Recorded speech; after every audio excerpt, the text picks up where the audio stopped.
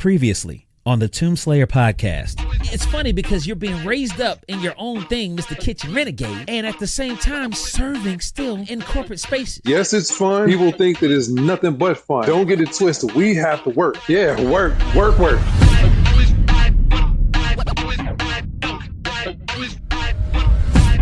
Because now I have to take myself out of it. Bro, I gotta say this. I was trying to hold it. That scripture that you quoted was so good, and I've never seen this until you just said it like you said it.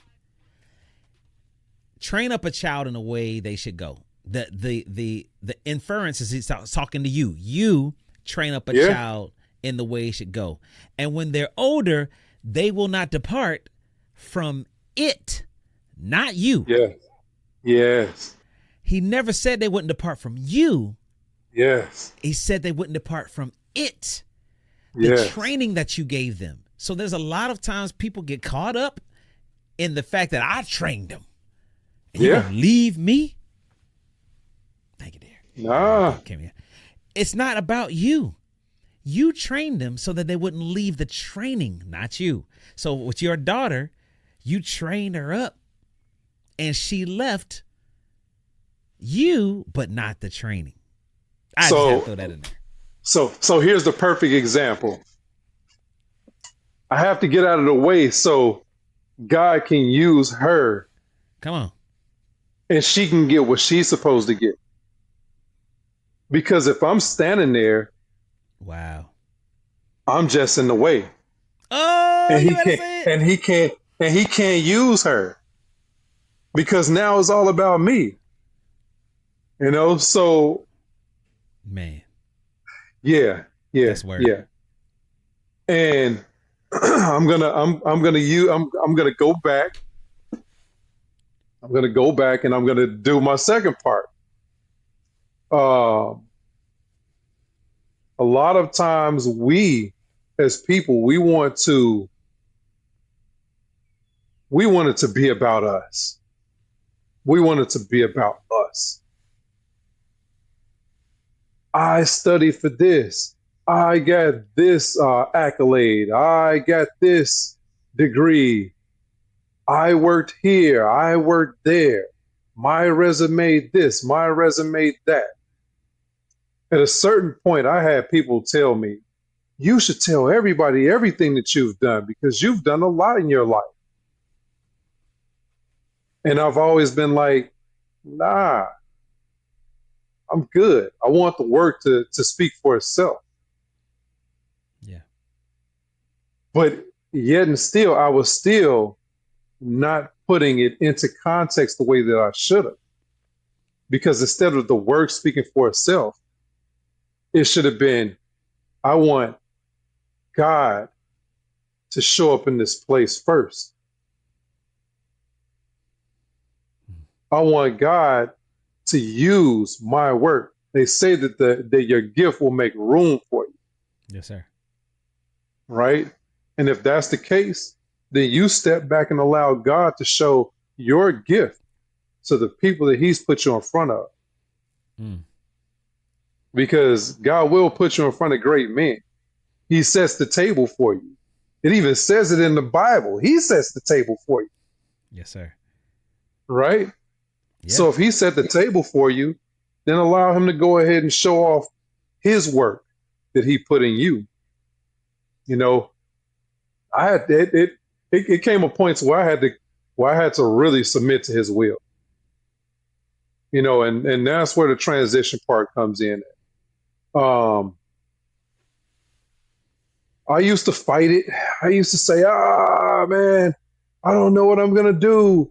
I'm not going to be making any money. I'm going to be broke and this and that and the other. Nah. If God got you, he's not going to forsaken you. He's going to take you exactly where you need to be, and you're going to have everything you need. You're never going to be empty. It might come down to that second, to that last second.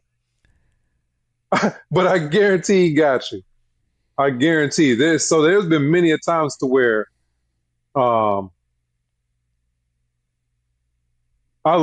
literally heard God tell me, walk away from this job. Mm. Like, walk away? Nah, nah, nah, nah, nah. Like, man, I got 3 kids at home. I got a wife. What am I gonna tell my wife? It's like, nah, you need to walk away. But God, what am I gonna tell my wife? I don't think you heard me, Jesus. Jesus, because I know you're kind of, heaven is mighty far away. But what am I going to tell the wife? Hey, Mm-hmm. yay, Lord, you met her. You know her. You you've met her before. You know I can't walk up in here and say that. Lord, how am I gonna go and tell her, baby? I ain't working no more. Man. Oh, listen, for every husband out there, they know like the moment you come in and say, baby, I left my job, Mm. you don't know what you're gonna get. But luckily, my wife knows God as well as I do. Come on, Doc. Come on, equally And yoked. yeah, equally yoked. And you know, it came to a point to where I would speak to her and I'd be like, babe, I had to go. And these are the reasons. She was like, all right, cool. Well, God got us. And somewhere along that path, like there might be a little unease in the nerves. And either she would have to reel me back or I would have to reel her back. Mm-hmm. But once again, equally yoked. Like you have to understand that sometimes the relationship might be like this. One person is up, one person is down. And then you pour into that person till y'all get back on level ground. Right? And then it might teeter the other way and just pour into that person till y'all Man. level out. And then when it levels out, then y'all sitting there talking to God together. But at the end of the day, you submit to his will. You submit to his will and allow him to use you. Because you're not going to go anywhere in life that his will didn't want you to go. Mm. So if you're going through a hard time, that's because his will said, you're going to go through this hard time and I'm going to use this hard time for the kingdom. Man, yeah. I know that personally in my life, man, there are times where I kind of put myself in positions of hard places because I didn't listen to what he was telling me to do. And there's the song that says, it's actually what a friend we have in Jesus, but oh, what peace we often forfeit. And oh, what needless pain we bear. All because we do not carry everything to God in prayer. Like some of the stuff was needless. The pain that I caused myself, sometimes the pain that I caused my family was needless because I wasn't focusing on his voice like you're talking about. I wasn't focusing on, I was trying to get my hustle on. I was trying to do this or whatever. And you know, there are times where transition for me has been abrupt. And there's times where transitions where abrupt in a way that I appreciate, I value it, you know. But then there's other times where transition has been like something I didn't want. I was talking to a guest that we had a couple of weeks ago, and I told her one of the things that believers we have to start exercising the muscle of is exercising the muscle of moving with the cloud. When the children of Israel came out of Egypt, they were led by a pillar of fire by night and a pillar of cloud by day. Whenever the cloud stopped, that's when they were supposed to stop. And whenever the cloud moved, that's when they were supposed to move. But I told her, I said, what happens when the cloud stays over a place that we like? It's nice streams here. It's a beautiful scenery on the mountainside. We got enough for you know the goats and the lambs and everything. We got everything we need. And then the cloud moves. Hey, hold on, God. This is a dope spot. So where we going? But even when it's a good place, once God moves, once the cloud moves, it's not a good place anymore. Yeah. And we got to be able to be okay with trusting God in the unknown whenever he moves. Hey, because trusting God is like this. When I move, you move. Just like that. Just like that. Yeah. Hey, but it's like Noah. You know, he told Noah to do what? Build the ark. Speak to the stone No, he told him to speak to the stone, Oh, not strike Moses. it. Oh, he's about Moses. Yes, Oh, you said no. I said, Moses. oh, Oh, I'm yeah. sorry. Yeah, I'm sorry. I meant to say Moses. I know I He got my told Bible him, characters right, yeah, but you're right. yeah. He told him to speak to the stone, Yes, not sir. strike it. And because he didn't believe in what he was saying, he did what he wanted to, not trusting in the will of God. Man. And you know what's funny about that story, bro? He struck the rock when God said to speak to it. He was real frustrated with the children of Israel, and they was complaining, they was murmuring. He was like, doggone it, hit the rock again. Bang. Cost him going into the promised land. Oh, But man. water still came out the rock for the people. Yeah. So we can get ourselves out of place by disobedience to what God says for us to do. And he still uses that act to water the very people that we frustrated with. I'm going to just let that sit right there. I'm going to let it sizzle and marinate. And I said sizzle, but I meant to say, what's the word? Simmer. No. That's the word. Get a Simmer, culinary word. hey, simmer down. Yeah, but hey, that marinate is it. Matter I'm of going to let fact, that. we're gonna let it sit in this nice salty, sweet, savory concoction of a marinade. We're just gonna let it chill out. Just let it chill out, Doc. Because we Yeah, need let it that. chill out. You Yeah. sitting over here cutting the monkey, and God's still feeding and watering the people that you mad at. Yeah. I'm sure Wow. when we sometimes when we leave a certain place, God don't stop blessing the people that was at the place that we left.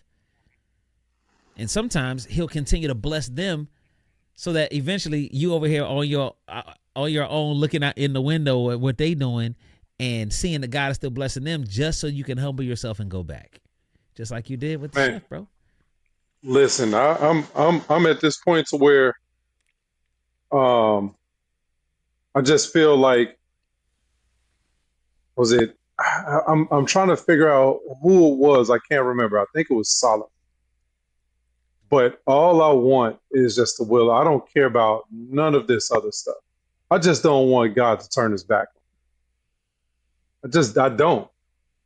I don't. Like use me, use all of my use everything that I have. I want you to use my wife, use my kids, use me. Just don't turn your back on me. Mm. And sitting here talking to you, it's like, you know, I think about the times where I'm convicted, where it's like you might step out of character for a moment, and conviction comes in like, oh, whoa, that ain't us, no. And it's like I just don't want God to turn his back on me, Mm-hmm. you know.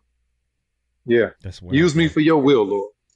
I love it, man. And I appreciate that encouragement because I desire that same exact thing, man. These are the conversations that excite me, bro, because it's iron sharpening iron, dude. The experiences that you have gone through in your life that have shaped you into the man that you are.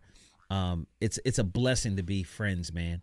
It's a blessing to be in spaces where we can chop it up and I can benefit from the culinary majesty, amen, that you Yeah, present. And then I can be in a thank you. position to say, yo, pop over to the concert. We rolling through. Got you some seats. You know what I'm saying? Hey, Whatever. you know I'm pulling up. You Oh, know I'm I know pulling you up. gotta pull up, bro. And so, this is needful. And I think that men in the body of Christ need this, man. Get with Yeah, somebody that continue to sharpen you and hold you accountable and hold you to that word, because it's necessary for our growth. It's necessary for our development. We can't do this by ourselves, man. Just like on the movie The yeah, Forge, which was amazing. Love that movie. That one, there's a one scene where the young man was asked to hold a sword out, like straight out from him. Strong dude, so he was holding it, the 5-pound sword. The more he held it, the more it started dropping. It's like, well, you can hold it on your own for a while, but then he told all the other guys to come in around him and put their finger on it to hold it up. and you can do so much better. You're stronger. You got more stamina. You got more power when you're surrounded by people who can help you hold your life up. And I appreciate you for being one of those dudes for me, bro. Legit. Man, listen, you are very welcome, and I'm truly honored to have a person like yourself that I can call friend. Now, let me step this back real quick, because you gave your introduction on your remembrance of how we met, Yeah, I did. and I will never forget. Like, yes, it was at William McDowell's holiday celebration in Orlando, a Deeper Fellowship, and I remember getting out of the car. I come in, I'm speaking to everybody. Like his congregation is amazing. I love them. Fantastic. Lovely people. I walked in. I was walking into a room, and I'm hearing a piano, and I'm like, man, who's this playing this piano and singing? I'm like, golly. Said that sounds really good and festive. Festive. And when I walked in, right, really festive.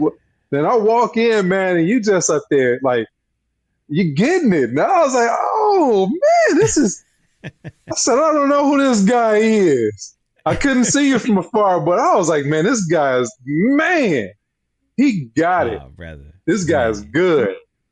And the closer I got, the more the energy started coming off the stage. And I was like, I got to introduce myself to this guy. Because, listen, I like Pastor Hannah would always say, I need some of that oil.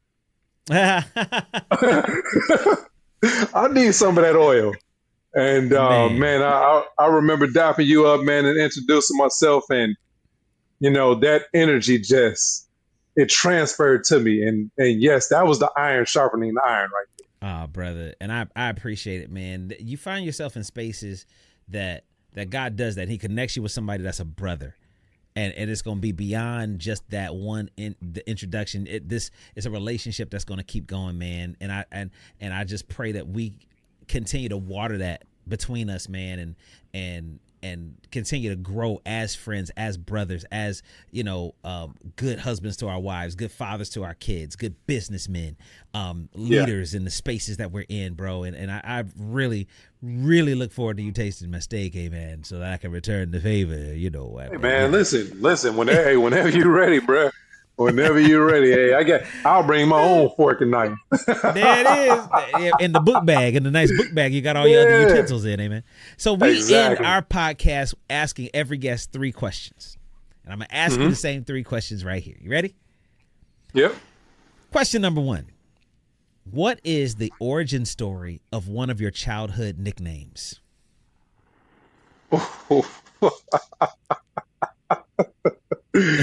Oh, man. Let me see. Which one am I going to go? Okay, here you go. Here you go. Rich Jones. Rich Jones. Rich Jones. This is the first time I'm ever putting this one out there. Rich Jones. So I made music in my early 20s. Some 20 something plus years ago, right? Everybody would call me Richard for whatever reason. Nobody believed that my name was just Ricky. Like Richard. As a matter of fact, I got one friend. This dude still calls me Richard. When he first met me, he started calling me Richard. He would never stop, and he still calls me Richard to this day. My brother James back in Chicago. And my there's a name of Jones within my family. I just picked up the Jones and made it Rich Jones. So that was my stage name. Yeah, Rich Jones. That's me. Rich Jones was your music name? Yeah, you like that? I see you turn to the side like that. I saw you go to the side. You start swiveling in your chair, Doc. Yeah, got a little swine to you. Feel me? Rich Jones, baby. Rich Jones. Gotta pop the collar on them, Yeah. Come on, Rich Jones. That's Yes, sir. hilarious. I love it. You got to look up some of your music and send it around. Throwback Hey, Thursday or something. I'm gonna send you like 2 or 3 songs. Okay, I got Yes, send it to me. you. Come on, Rich Yeah. Jones. All right, cool. Huh? Question number 2. If you were given one do-over in life, tell me one life decision that you made that you would go back and redo. One do over in life? Um, None. Nice. None. Absolutely not near one of them, because if I do over anything that has been done in my life, I do not become who God has me right now. And I am 100% loving the person that God has made me right now. Man, that's beautiful, brother. That's beautiful, man. I like that. I got a couple of do-overs. I ain't gonna lie with you. I got a couple I wanted to do over. Listen, But I man, mean, that makes a lot of sense. I'm Because gonna you tell you learn like from those this. lessons. Yeah, I'm gonna tell you like this. I've lost family members along the way. I've been through tragedy. Like I've literally lived a life you can write a book on. I've met megastars. I've met Man, listen, I've met a lot of different people in a lot of different instances. I've been in rooms that people would pay for, but not one thing I would do over. Mm, Not one, because if I do one thing over, then do I become who I am right now? Do I even make it here? mm, If I do over, then maybe my story ends a long time ago. mm. That's word, bro. I'm with it. I love that. I love that answer. I'll take it to the bank. All right, final question. Question number 3. In what area in your life do you want to look more like Christ by this time next year? Oof,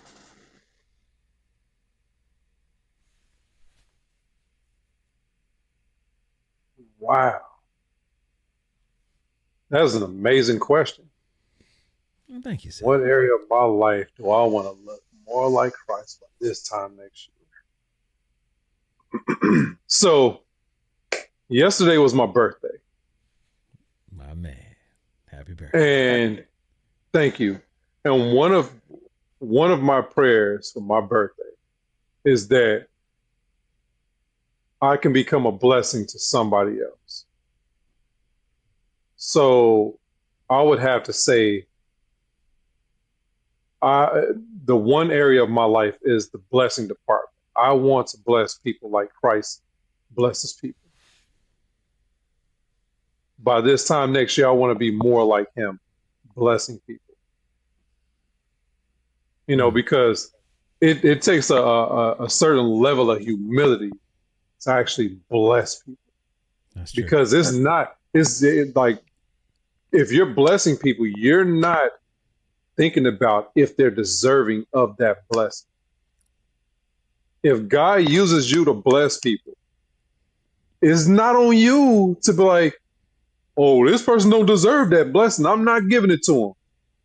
Nope, Mm, nope. If God say bless them, regardless of what they don't, bless them. mm. You know, so it takes my humility to a whole different level, Yes, sir. and it takes me as a man to a whole different level to bless like Jesus. That's Ricky the Chef, ladies and gentlemen. Clap it up. Clap it up for Rich Jones, ladies and gentlemen. Clap it up for Rich Jones. Brother, this has been incredible. I love this conversation. I appreciate you for what you represent in the kingdom. I pray the blessing of God and the favor of God on you, bro, as you stand in the spaces that you stand in, as you do the work behind the scenes that brings much much pleasure and much gladness and satisfaction to the people that you're doing it for, whether you receive the accolades or not.